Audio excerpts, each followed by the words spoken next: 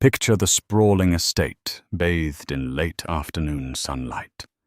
A sleek black limousine waits by the fountain engine, humming softly. Inside the palatial foyer stands Elizabeth Harrington, the wife who has just discovered her husband's double life. Upstairs in a lavish bedroom, her husband's phone buzzes with urgent messages from the mysterious Sabrina Deschamps. Across the Atlantic, in a Parisian hotel suite, airline reservations are confirmed. Champagne is chilled, and a secret romance blossoms in the City of Lights. What none of them realizes yet is that the next 48 hours will erupt into a betrayal so shocking it will transform their worlds forever. Richard Harrington was, by any measure, a man of extraordinary success. Tall, confident, and impeccably dressed, he had built his fortune through a series of shrewd investments that catapulted him from a middle-class upbringing in upstate New York to the exclusive circles of the ultra-wealthy. If you had glimpsed Richard and his wife Elizabeth at a fundraiser for the Harrington Family Foundation, or seen them featured in a glossy business magazine, you might have believed they lived the ultimate fairy tale. Indeed, their estate sat perched on 40 acres of rolling green hills just outside Greenwich, Connecticut. A white stone driveway wound in a leisurely curve through manicured gardens until it met the ornate fountain at the entrance. Inside the foyer, ornate chandeliers sparkled overhead, and marble floors echoed beneath footsteps. Every corner spoke of a life meticulously curated, the perfect art on the walls, the perfect staff standing by the perfect parties thrown for philanthropic causes. On the surface, it was the picture of matrimonial bliss and refined luxury. Yet behind that polished veneer, the Harrington marriage was not what it appeared. Though Elizabeth Harrington, a former concert pianist, was elegant and composed in social settings, the demands of this lifestyle had left her feeling invisible. She had spent the first 10 years of her marriage hosting gala dinners and making polite small talk at exclusive clubs. Richard's frequent business trips, while they paid for the luxurious existence she enjoyed, took a toll on the relationship. Often she found herself alone in the imposing mansion, for weeks at a time, her music echoing through empty halls. When Richard was home, his attention was fleeting, a quick kiss on the cheek, a politely distant conversation about the next corporate deal, and a half-hearted question about her upcoming piano performance. Sometimes Elizabeth suspected that the close scrutiny of the wealthy world around them also played a role. Secrets are hard to keep in a sphere where private investigators' security details and rumor-hungry tabloids hover like hawks. Everything seemed under a microscope. To keep up appearances, they had to act seamlessly as the devoted couple. Yet the more they strained to maintain this flawless facade, the further apart they drifted. On one particularly breezy autumn evening, their chauffeur Oliver pulled the limousine up to the front steps after collecting Richard from the airport. Elizabeth was there as always to greet him. She studied Richard's expression, the faint lines around his eyes, the pinch of tension in his jaw. He seemed more distant than usual.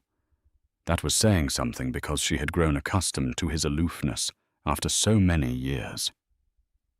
As he entered the foyer, they exchanged the usual pleasantries. Richard handed off his jacket to their butler Bernard and made a beeline for his study. She wanted to ask him about the business trip, about his meeting with real estate moguls in Hong Kong, and about the new partnership rumored with billionaire Elon Musk's philanthropic arm. But she hesitated, sensing that he carried a tension she might not want to disturb. Instead, she followed quietly, stepping gingerly into the study behind him. "Are you all right?" she asked softly, placing a hand on his shoulder. He was seated at his imposing mahogany desk, rifling through a stack of letters and documents. His smartphone lay face down, as though he had intentionally hidden whatever might light up its screen. He lifted his head, forcing a hollow smile. Of course. Just tired, he replied. It was a long flight from Hong Kong. I'll be all right. Elizabeth nodded and turned to leave, but not before noticing the subtle shift in his posture when his phone vibrated. His entire body stiffened, and he quickly placed his hand over the device, shielding it from her view. The phone buzzed again. This time, the screen lit up with a name, Sabrina Deschamps. He practically flinched when he realized she could see it. He looked over his shoulder at Elizabeth. She managed a smile, but her heart drummed with suspicion. The name was not familiar to her.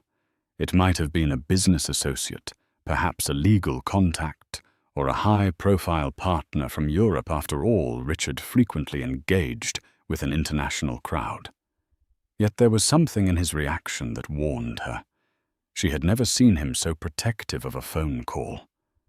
Before she could pursue the matter, he cleared his throat, grabbed the phone, and said, "I need to take this in private."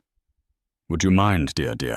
The word sounded as foreign as Sabrina's name on his screen.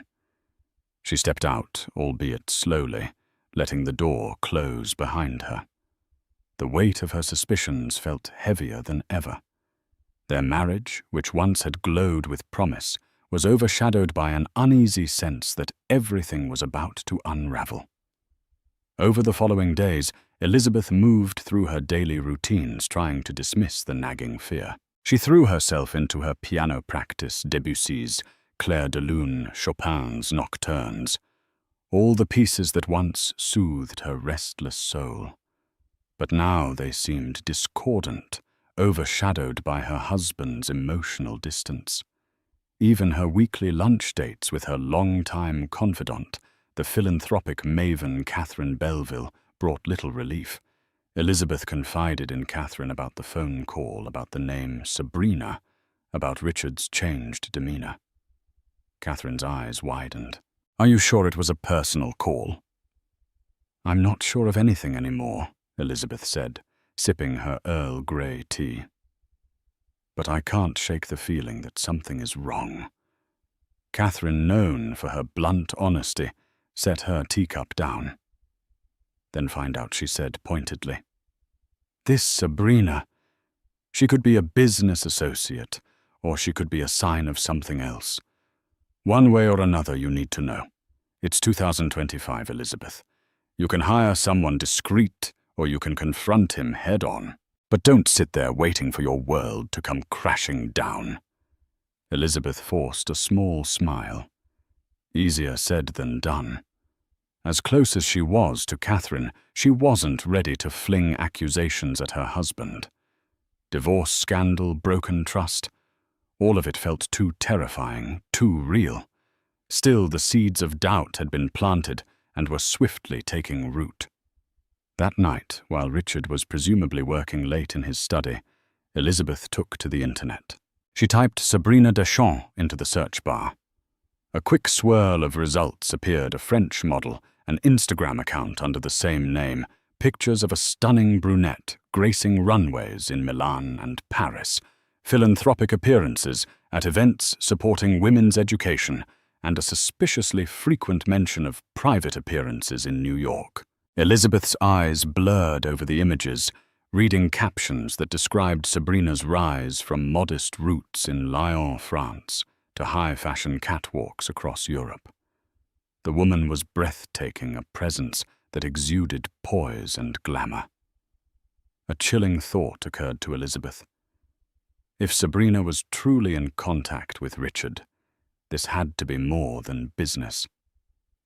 The photographic evidence alone suggested Sabrina was the type of woman who turned heads wherever she went.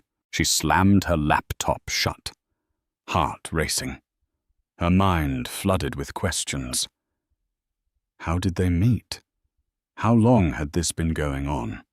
Did their circle of acquaintances suspect anything? Elizabeth knew she was venturing down a rabbit hole, and once she started, there might be no turning back. When she finally climbed into bed that night, she found Richard fast asleep, or at least pretending to be. The faint glow of his phone illuminated the darkness on his bedside table. her breath caught. Her instincts told her that life as she knew it was teetering on the edge of a precipice. In the ensuing weeks, Elizabeth detected more signs. Richard's trips for business seemed more frequent, even suspiciously timed around major events in Paris or Milan. He suddenly developed an interest in French language lessons, something he never cared for before. And each time his phone buzzed, a certain tension or flicker of guilt shadowed his expression. But Elizabeth was no fool. She decided that if the worst was happening, she would handle it with every ounce of grace and cunning that high society life had taught her. She contacted an attorney, James Carlyle, an old friend from her college days at Brown University, now a partner at a prestigious Manhattan law firm. She did not file for anything. She simply laid out her concerns, asked for confidentiality, and consulted him on the legal path forward. There was something about stepping into James's office, a place of quiet authority, lined with leather-bound law books, that helped Elizabeth find her resolve. Divorce is messy, James warned, especially high-net-worth divorces. You'll need evidence, Elizabeth. Hard evidence, financial records, phone logs, anything that proves infidelity if you want a strong case. Elizabeth pressed her lips tight. The word infidelity sent a dagger through her heart. I'm not sure if I'm ready for that. I just need to protect myself in case. James placed a supportive hand on hers. I understand. Just know that I'm here if you need me. No judgments, no leaks. We can do everything with complete discretion. As Elizabeth left the law firm that day, a part of her wanted to run home, confront Richard, and demand answers. Yet she feared his response. A direct confrontation, if timed poorly, could give him a chance to cover his tracks. So she decided to play a quiet game of vigilance. If her suspicions were correct, she would find a moment, perhaps the perfect moment, to use the truth as leverage to protect herself.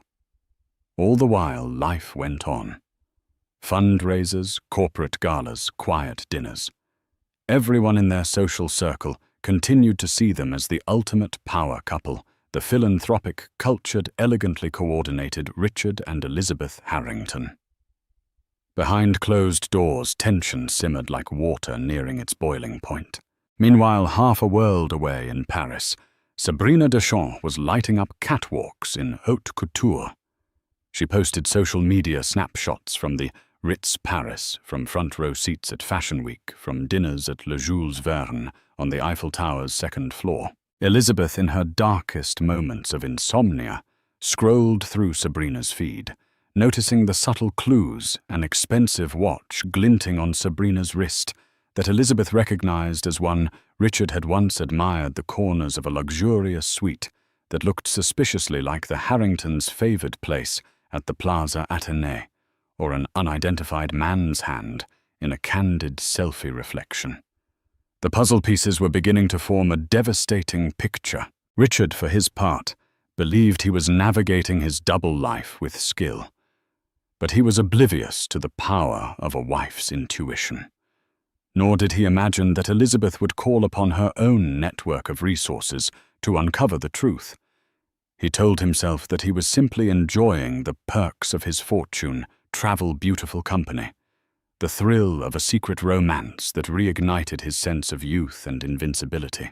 If guilt occasionally gnawed at him, he quelled it with rationalizations. Elizabeth had become distant, or they had grown apart, or they stayed together more for social appearances than for passion. Yet deep down, Richard knew that every deception had an expiration date. Every phone call, every intimate moment in Paris, every flight plan left behind a breadcrumb. His elaborate facade was dangerously close to unraveling. Only time would tell how catastrophic the consequences would be when his wife finally learned the entire truth. And unbeknownst to him, that moment was coming sooner than he could possibly imagine. 2 months later, the autumn leaves had turned vibrant shades of russet and gold across the Harrington estate, and the days grew colder. The estate's staff donned warmer uniforms.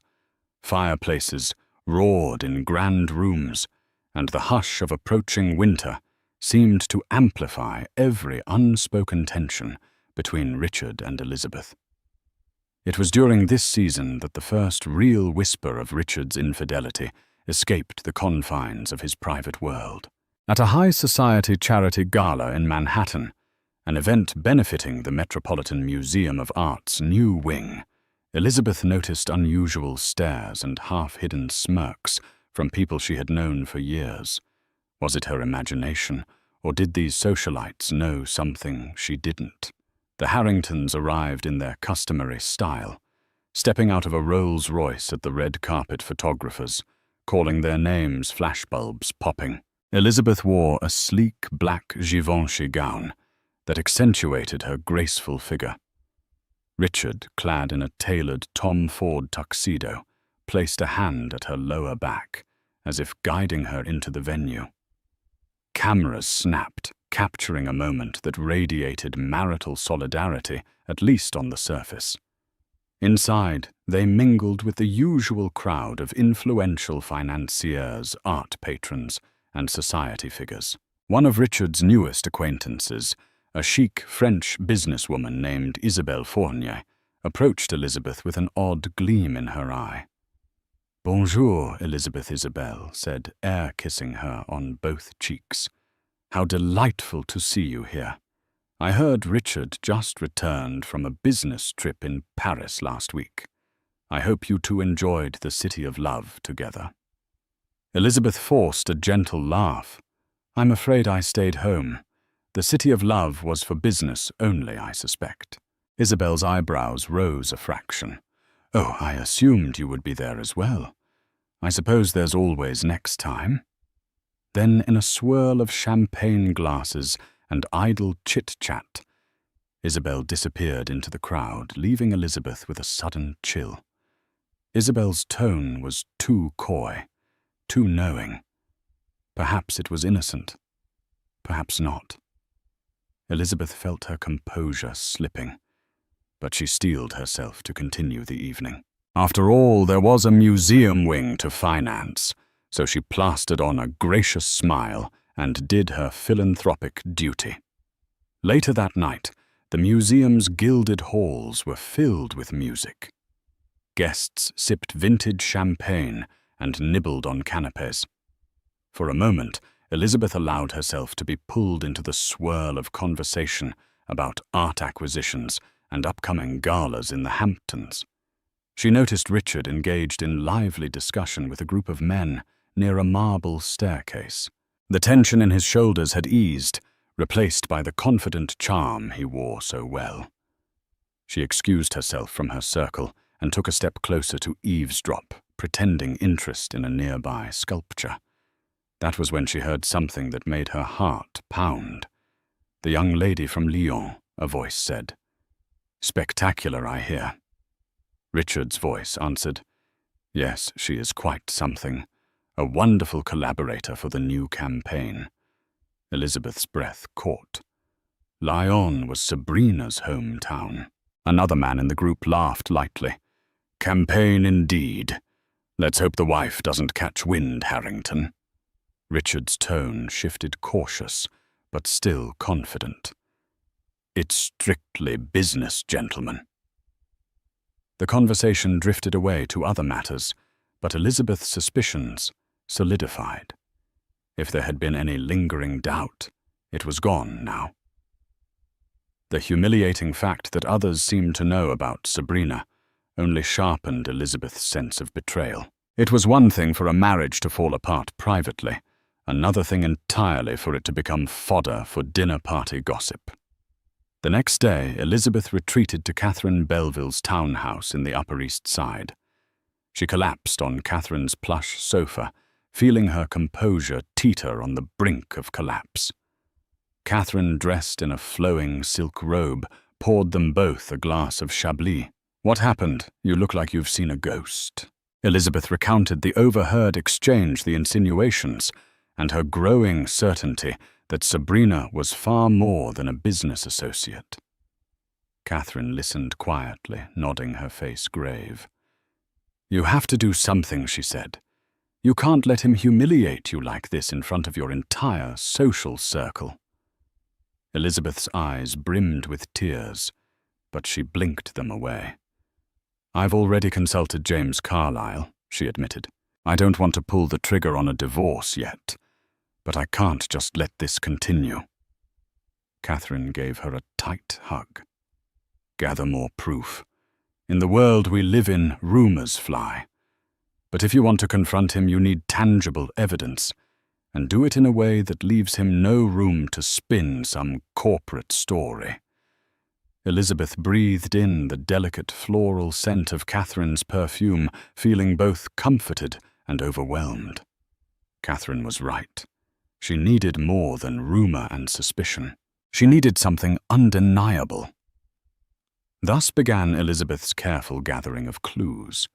She scoured credit card statements for suspicious charges, studied flight itineraries that didn't quite align with official business trips, and discreetly followed Sabrina's Instagram, where every carefully posed photo seemed to offer new insight, glimpses of hotels, high-end boutiques, or cryptic references to my darling. Elizabeth created a folder on her laptop marked innocuously as vacation plans, where she compiled screenshots, receipts, and every shred of evidence. Her emotional turmoil was immense. On sleepless nights, she paced her bedroom, torn between heartbreak and anger, sorrow and determination. She worried about how far Richard might go. Would he siphon money away into hidden accounts? Would he flaunt Sabrina publicly in the future, forcing Elizabeth to endure social humiliation? She could hardly bear the thought. Yet outwardly, Elizabeth continued to maintain her polished demeanor. She traveled to Los Angeles for a foundation event, chatted cordially with acquaintances, and even planned a small dinner party at the estate. No one would have guessed the emotional storm brewing beneath her composed smile. This dual existence was draining, but she kept reminding herself that patience would pay off. Still, there were nights when she couldn't resist confronting Richard indirectly. One evening, as they sat across from each other in the grand dining room, the table set with fine china and crystal, Elizabeth casually asked, "How was Paris?" "Darling, I haven't heard much about the last trip." Richard, cutting into his Wagyu steak, paused. "Oh, it was productive," he said vaguely. "Met some potential partners, looked into some properties for future investment. You know how it is." Elizabeth raised an eyebrow. "So no time for sightseeing?" "Or, I don't know, attending any fashion events?" She saw his hand tense. "Why would I bother with that?" he replied, forcing a dismissive laugh. Elizabeth smiled sweetly. "Just curious. I heard about Fashion Week. Thought maybe you'd indulge since you've taken up an interest in all things French." He hesitated, then let out a breath, returning his focus to his meal. "No, dear, it was all business. The French are quite formal in meetings. Little time for anything else." Sipping her wine, Elizabeth let the conversation fall silent. She caught a reflection of herself in the mirrored wall behind Richard's seat, a picture of sophisticated serenity, even though her insides twisted with betrayal. She thought of James Carlyle's warning. You need hard evidence, and she knew that a quiet confrontation over dinner would never suffice. She needed him to walk straight into her trap, unprepared and exposed.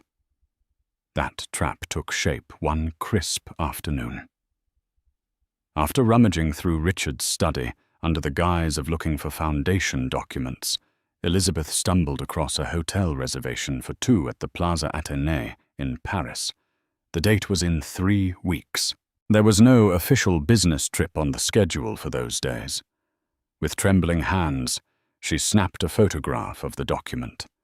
The occupant names were not listed, just R. Harrington plus guest. But that was enough. A mix of fury and heartbreak flared within her. She had everything she needed: flight itineraries, suspicious bank statements, the hotel reservation.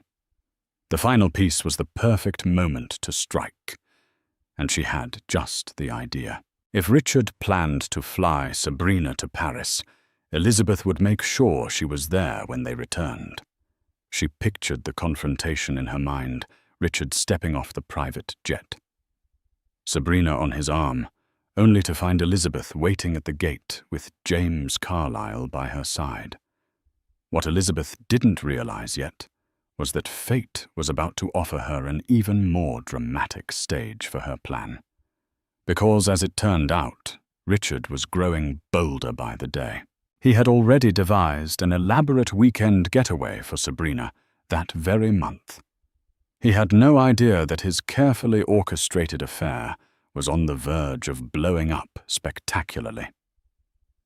The second Richard stepped onto the Gulfstream G650 on a brisk November afternoon, he felt an electric thrill surge through him. Sabrina Deschamps was already settled into one of the plush leather seats, her legs crossed elegantly, an Hermès scarf draped around her shoulders. She turned her doe-like eyes upon him and smiled, a flash of white teeth that conveyed both excitement and mischief. "Bonjour, mon amour," Sabrina purred as he set his briefcase down. He leaned in and pressed a quick kiss to her lips. "Ready to see Paris?" He asked, a grin tugging at the corner of his mouth.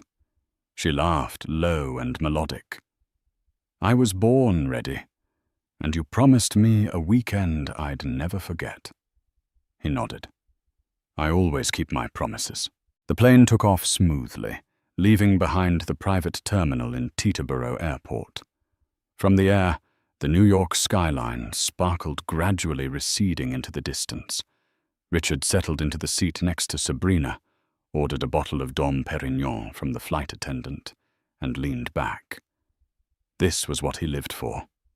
The adrenaline rush of indulging in forbidden luxury, the tang of risk that gave life an edge. As the plane soared toward Europe, he comforted himself with the notion that everything was under control. Little did he know, Elizabeth was also well aware of his itinerary. She had discovered the exact flight details after paying a sizable fee to a private investigator who specialized in intelligence for high-net-worth individuals. It was distasteful but necessary. She wanted to know every step Richard and Sabrina took, not to confront them in Paris. No, that would be too dramatic a scene in a foreign city. She wanted them to savor their ill-gotten weekend, to feel invincible, only to come crashing down the moment they returned to American soil. Meanwhile, as the Gulfstream cruised at 40,000 feet, Sabrina gazed out the window. The clouds below them looked like an endless carpet, and she felt an odd mix of triumph and guilt. She wasn't naive. She knew Richard was married. She knew his wealth, his status, and his connections were part of what drew her to him. But she also genuinely liked his confidence, the way he moved through the world, as if it bent to his will. She told herself that Elizabeth was just a distant figure, an arrangement he kept for social convenience. Besides, they had grown distant, hadn't they? That was what he told her anyway. Once they landed in Paris, a chauffeur-driven Bentley carried them to the Plaza Athénée. Even though Sabrina had visited numerous luxury hotels in her modeling career, the sight of this iconic establishment in the heart of Avenue Montaigne still made her breath catch. The tree-lined streets, the crisp air, and the Eiffel Tower looming in the distance, this was the Paris of postcards and lovers' dreams. Their suite was lavish beyond measure, featuring a balcony with a mesmerizing view of the Eiffel Tower, plush velvet furnishings, and a marble bathroom that looked like a palace. Sabrina twirled in the center of the living area, letting out a delighted laugh. Richard watched her, unable to hide his satisfaction. "Welcome to our weekend," he said, opening a bottle of champagne that the hotel staff had prepared on ice. He poured her a glass, then one for himself. She took a sip, eyes glittering. "So what's on the agenda for our grand adventure?" He gave her a playful wink. "Dinner at Le Jules Verne tonight, followed by a surprise. Tomorrow, a private tour of the Louvre's restricted archives, courtesy of a friend I've invested with at the museum. And Sunday, well, that's another surprise." Sabrina's face lit up. "I can't wait." For the next 2 days, they roamed the streets of Paris as if they owned the city. Sabrina posed for impromptu photo shoots along the Seine, sat in corner cafes, nibbling croissants, and accompanied Richard to an exclusive fashion boutique where she tried on gowns that cost more than some people earned in a year. At night, they sipped wine in atmospheric restaurants, sharing discreet smiles and lingering touches. The city seemed to conspire in their favor, offering romantic backdrops at every turn. However, that invisible clock kept ticking. Elizabeth, far across the ocean, knew precisely when their flight home was scheduled, and she had spent every hour in preparation. With James Carlyle's help, she had drafted the necessary documents for an immediate separation and protective measures over her assets. She had even made arrangements to move certain valuable possessions. Family heirlooms, important documents, into secure storage. Once Richard realized what she was about to do, she wanted to ensure nothing could be taken from her. Catherine Belleville was also in the loop. She agreed to serve as Elizabeth's witness, moral support, and confidant during the impending confrontation. Catherine often repeated, "We'll do this with dignity," though the plan itself was anything but subtle. Confronting your cheating husband at the private airport terminal, accompanied by a lawyer, could never be described as low-key. The night before Richard and Sabrina's return, Elizabeth barely slept. She paced her bedroom phone in hand, reviewing updates from the private investigator. He had tracked Richard's lavish dinners, the side trips to high-end boutiques, and even a rumored visit to a jeweler. Perhaps Richard was purchasing a token of his affection for Sabrina. Elizabeth felt physically ill at the thought, yet each wave of nausea only strengthened her resolve. Enough was enough. She spent the early morning hours making final calls to James Carlyle and Catherine. The plan was set. James would arrange for them to be at the private gate upon the Gulf Stream's arrival.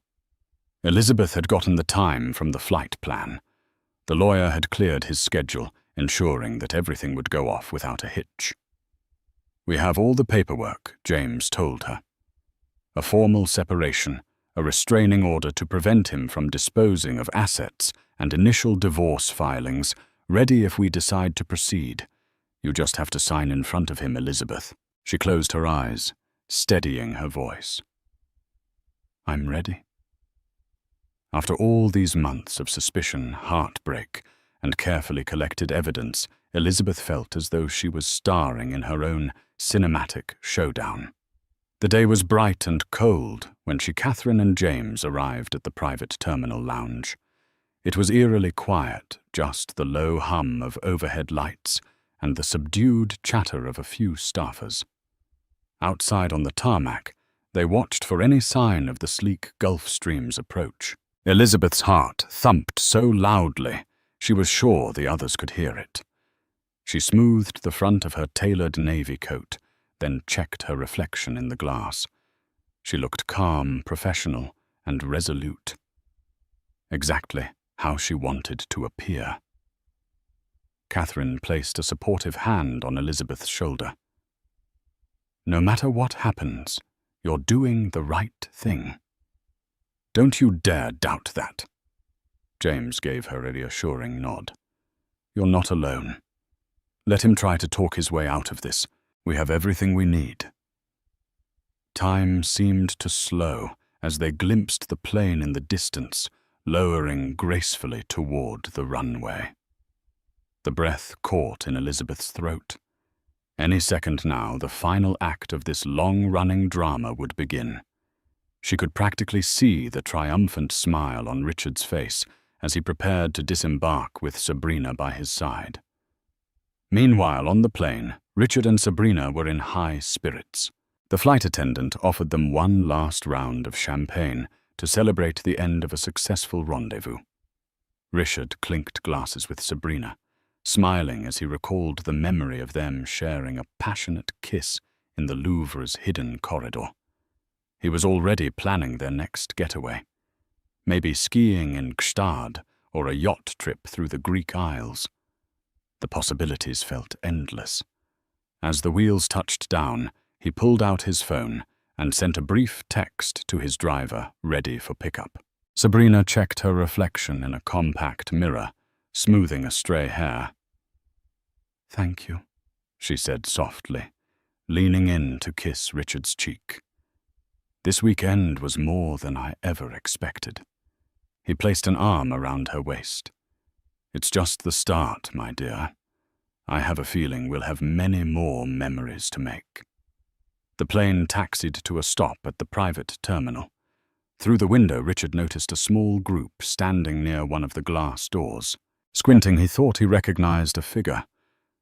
Elizabeth. His heart lurched. Immediately, 1,000 alarms went off in his mind. Why would she be here, and was that? Their family lawyer, James Carlyle, and Catherine Belville beside them. An icy dread began to seep into his veins. He felt Sabrina's hands clasp around his arm, but he barely registered her presence. His carefully constructed world was about to collide, perhaps cataclysmically, with reality. No more illusions, no more excuses. The stage was set for the confrontation that would define the rest of their lives. And outside, Elizabeth waited with unwavering determination, ready to greet her unfaithful husband and his mistress with one final devastating smile. The moment Richard stepped out of the plane, an unseasonably cold wind whipped across the tarmac. Sabrina followed close behind, clutching her designer trench coat shut against the chill. They had expected a warm, discreet reception. Maybe the chauffeur waiting with the Rolls-Royce, the usual hush of private travel. Instead, they encountered a tableau of tension. Elizabeth stood in the terminal doorway, posture rigid, chin lifted with an icy elegance. Beside her, James Carlyle carried a sleek black folder. Catherine Belville watched from a step behind, her eyes narrowed in disapproval. A hush fell over the small cluster of airport personnel who sensed something grave unfolding. Instinctively, Richard reached for Sabrina's hand, then thought better of it and dropped it. The last thing he needed was to fuel Elizabeth's fury any more than necessary. His mind raced through excuses, strategies, anything to diffuse the situation. But the sight of Elizabeth's resolute expression told him that no simple lie could fix this.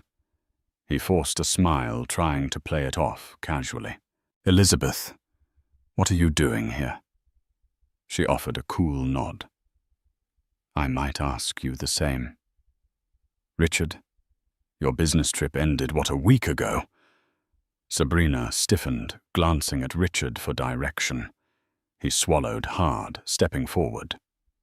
"This isn't the place to discuss personal matters," he muttered, gesturing toward the staffers nearby.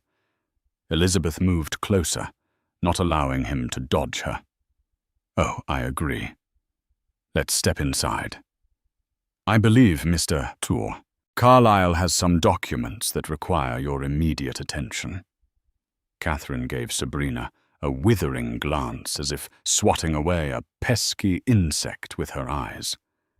Sabrina, not fully grasping the gravity of the confrontation, followed them inside, but maintained a few feet of distance. The terminal's lounge area was small yet plush, lined with comfortable chairs and a coffee station. Normally it was a tranquil place for private flyers to wait in comfort. Today it felt like a courtroom. Once inside, Elizabeth turned on her heel, facing Richard squarely. She spoke in a measured tone, each word crisp. "I won't mince words, I know everything. About your affair with Mr. Champs, about the trips, the gifts, the little secrets. I have the receipts, the flight records, and the credit card bills. I have the photos, the social media posts, every excruciating detail."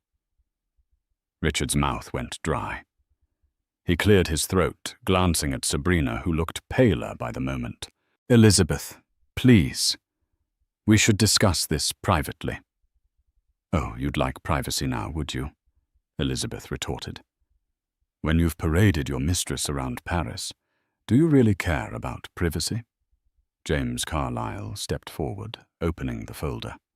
"Richard Harrington, as counsel for Mrs. Elizabeth Harrington.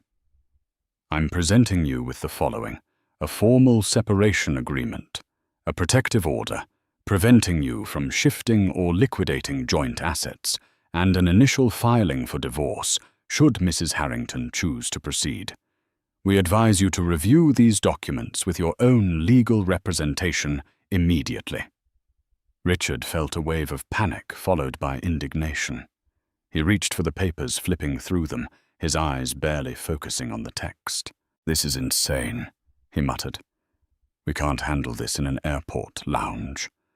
We need to talk, Elizabeth." Elizabeth's gaze never wavered. "I think we've done enough talking for one marriage, don't you? And clearly, you've done plenty of it with your companion." Sabrina bristled at the tone, stepping forward. "Listen. Madame Harrington, if I had known—" Elizabeth held up a hand to silence her, her voice dripping with controlled anger. "Don't!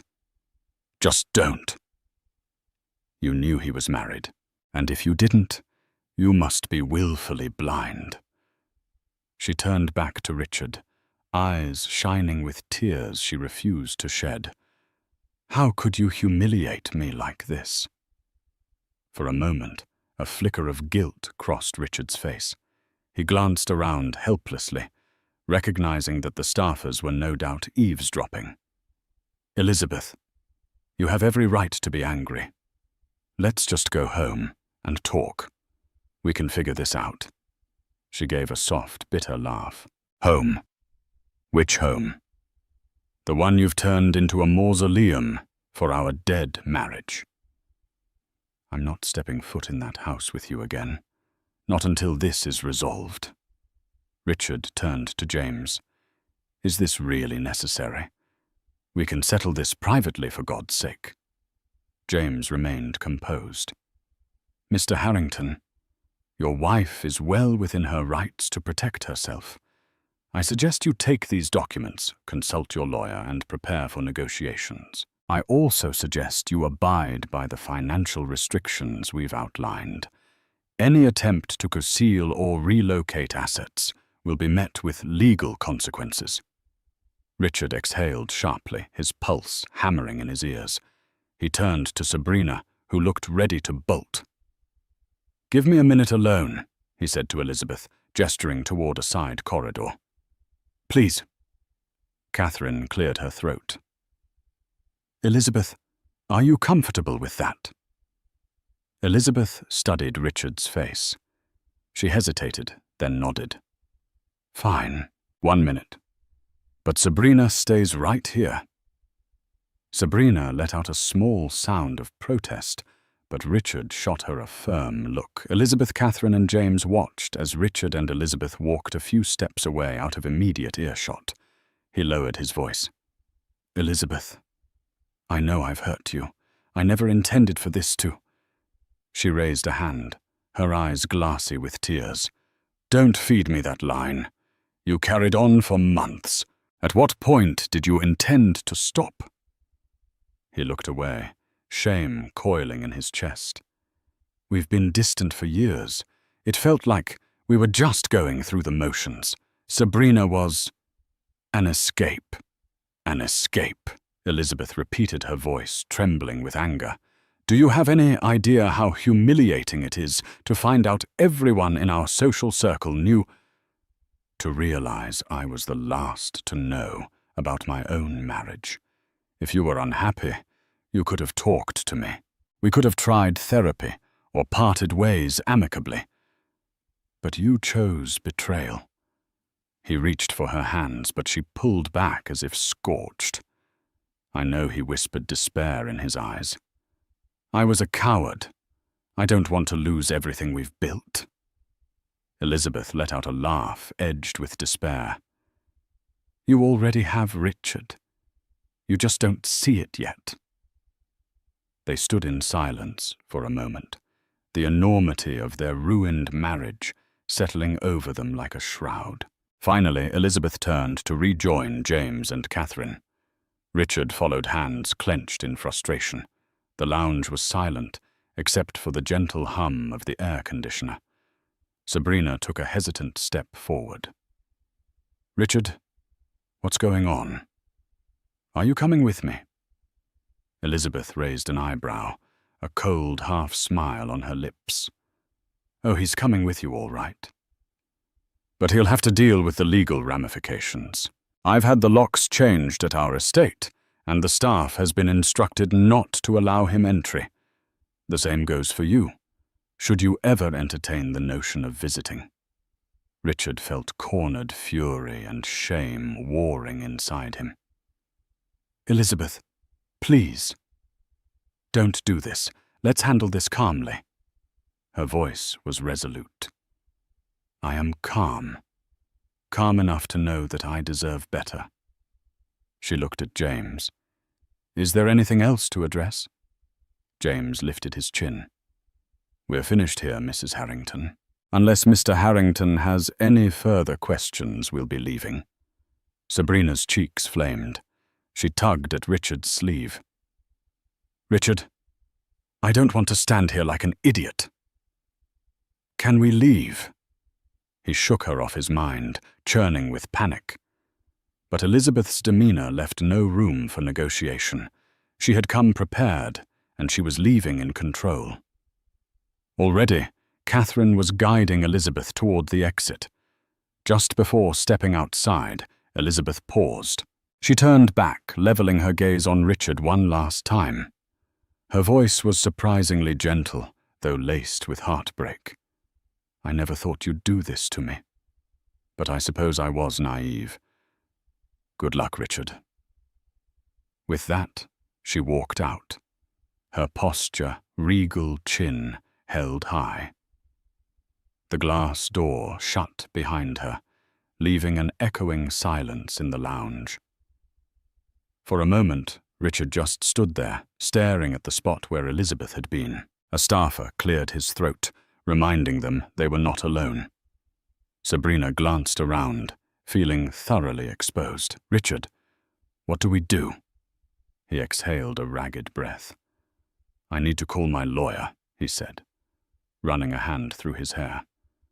We'll figure something out. But even as he tried to sound confident, he couldn't shake the dread settling in his stomach. He pictured the estate he might lose, the bank accounts that would be frozen, the future deals overshadowed by scandal, and in that moment, he realized just how thoroughly his world had been turned upside down. The storm he had courted with lies and secrecy had finally broken, and there was nowhere left to run. After the courthouse confrontation, Richard found himself increasingly isolated. The Greenwich estate was no longer his sanctuary. It now belonged solely to Elizabeth. His corner office at Harrington Capital, once bustling with assistants and high-profile meetings, felt strangely hollow. Many of his trusted allies had begun to distance themselves. Some partners quietly paused deals. Others didn't return his calls at all. He had underestimated the weight of public perception. What began as whispered gossip soon crystallized into judgment. Media outlets devoured the scandal, branding him as yet another powerful man who thought he could have it all. and lost more than he ever imagined. Behind the scenes, Richard's legal team was under pressure. James Carlyle's firm had subpoenaed financial records tied to dormant shell companies Richard thought were long forgotten. Offshore accounts were flagged. An audit loomed. Even the board of one of his flagship real estate trusts demanded answers, worried about reputational risk. Meanwhile, Elizabeth thrived in quiet, deliberate ways. She kept a low public profile, but made calculated moves in private. She directed interior restorations at the estate, removing every trace of Richard's influence. The study he once ruled with iron precision converted into a music library. The grand hallway portraits of their past travels replaced by bold works from female artists she admired, but Richard had dismissed. Her legal battle continued with quiet intensity. James and his team worked tirelessly, and Elizabeth was prepared. Every bank statement, flight log, and social media post she had gathered in those early days now served as proof not only of Richard's affair, but of his financial deceit. Every document pushed her closer to freedom. Despite her composed exterior, Elizabeth wasn't untouched by grief. Some nights, she still awoke with phantom memories. Richard's laughter echoing down the hallway, or the way he used to watch her play piano from the staircase, pretending to read, but always listening. Yet when morning came, she rose stronger, steadier. She reminded herself memory was not permission to stay in pain. Catherine, ever loyal, stayed close. "This is where women make or break themselves," she told Elizabeth over chamomile tea. "You, my dear, are making history." One afternoon, an unexpected letter arrived, handwritten, the paper thick and cream-colored. It was from Sabrina. Elizabeth hesitated before opening it. Her first instinct was to toss it aside, but curiosity won. "Dear Elizabeth, I know I'm the last person you want to hear from. I deserve that. I never should have believed the things Richard told me about your marriage. He painted you as cold, indifferent, someone who had already moved on. I realize now how wrong I was. I never meant to be the villain in your story. I've left New York. I've signed no press deals. I don't want to profit from any of this. I just wanted to say, I'm sorry. Not for falling for him, that was my mistake, but for disrespecting a woman I didn't know, and now wish I had." Elizabeth read the note twice. Then she folded it neatly and placed it in the back of her desk drawer. She neither forgave nor responded. Some things didn't need an answer. The legal proceedings entered their final phase. Depositions were scheduled. Richard, increasingly anxious, agreed to mediation. The alternative, a full trial, public and prolonged, would destroy what little he had left of his public image. In mediation, Elizabeth sat across from him for the first time since that brief courthouse exchange. He looked older, thinner, his sharp cheekbones, more pronounced eyes, sunken from too many sleepless nights. "I assume you've come to agree to my terms," she said, calmly breaking the silence. "I've come to end this," he replied, voice strained. "Before we lose everything." Elizabeth tilted her head. He exhaled. "Fine. Before I lose everything." For hours they negotiated through attorneys. Elizabeth never wavered. She wanted the estate, the foundation, and full control of their joint philanthropic holdings. She asked for no alimony, only a clean split and a sum Richard initially balked at, but eventually conceded. As they wrapped up, he turned to her one last time. "You really hate me, don't you?" She looked him straight in the eyes. "No, I don't hate you. That would mean I still cared enough to feel that deeply. His face flickered with something regret, or maybe recognition. But she didn't let it linger. She rose, nodded to her lawyer, and walked out. The final settlement was signed 2 weeks later. With that, their marriage on paper and in spirit was over. Public statements were coordinated. Elizabeth's was brief and graceful. Mr. Harrington and I have chosen to go our separate ways. I remain committed to my music and philanthropic work, and appreciate the support of those who've respected my privacy during this time. Richard issued a longer statement, filled with vague apologies and emphasis on future business ventures. He avoided the word affair. In private, he spiraled. Sabrina had left. Investors were wary. The press moved on, but the stain lingered.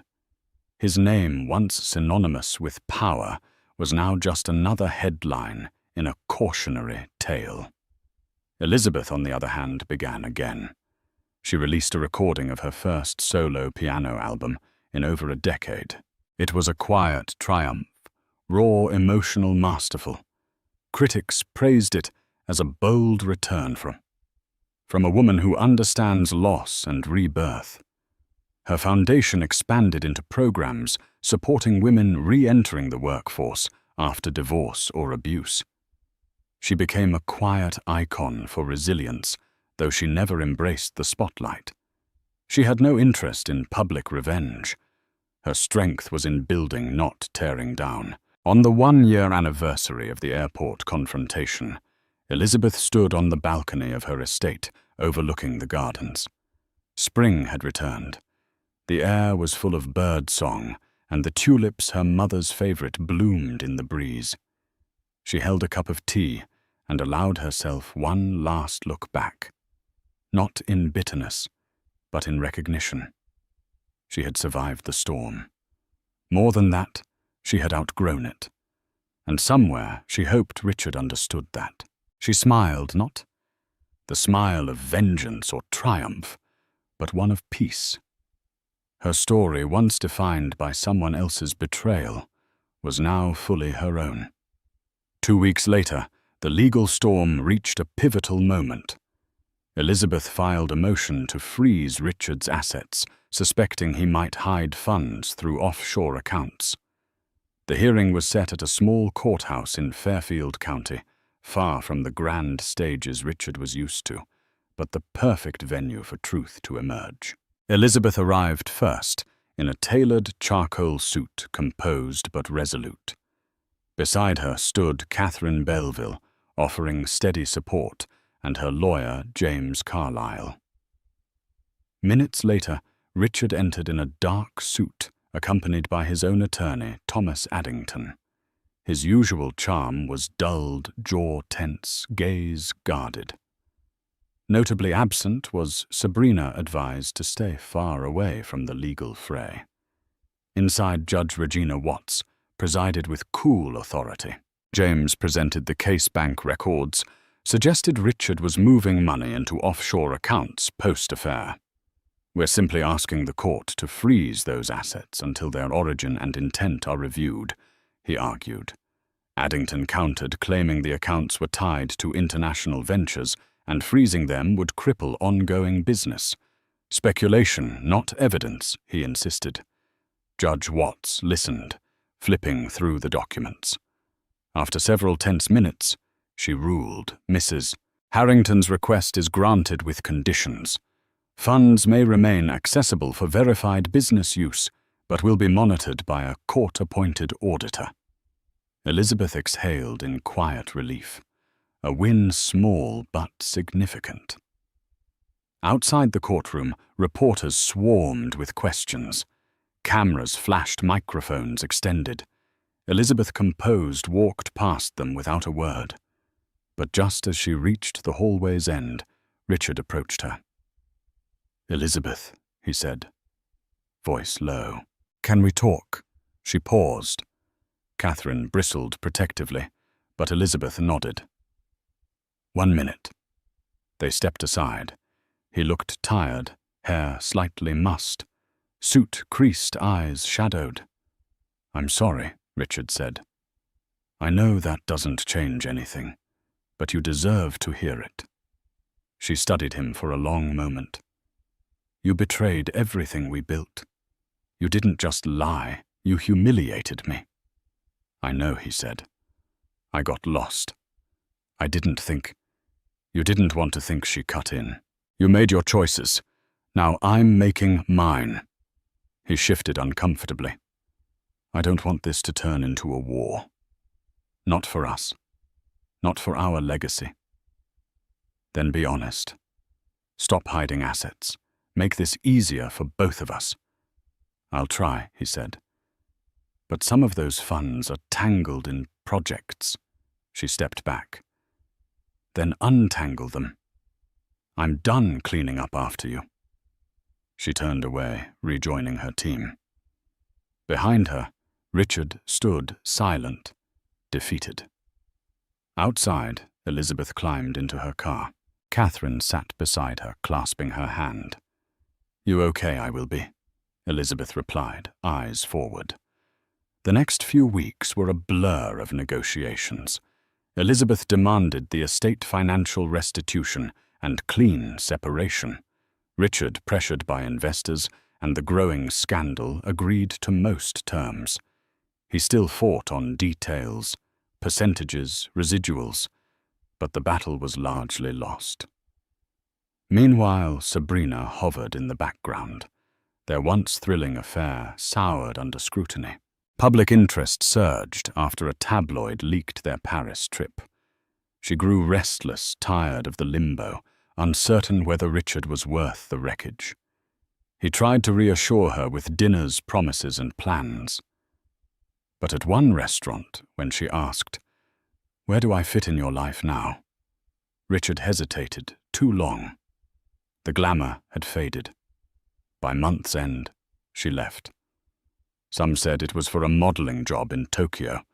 Others whispered she fled the scandal. Either way, she was gone. Back in Greenwich, Elizabeth reclaimed her identity.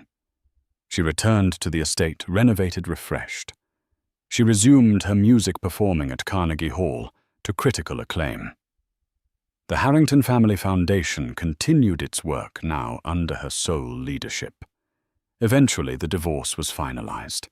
No more courtrooms or headlines, just papers signed, names removed, and a final quiet goodbye.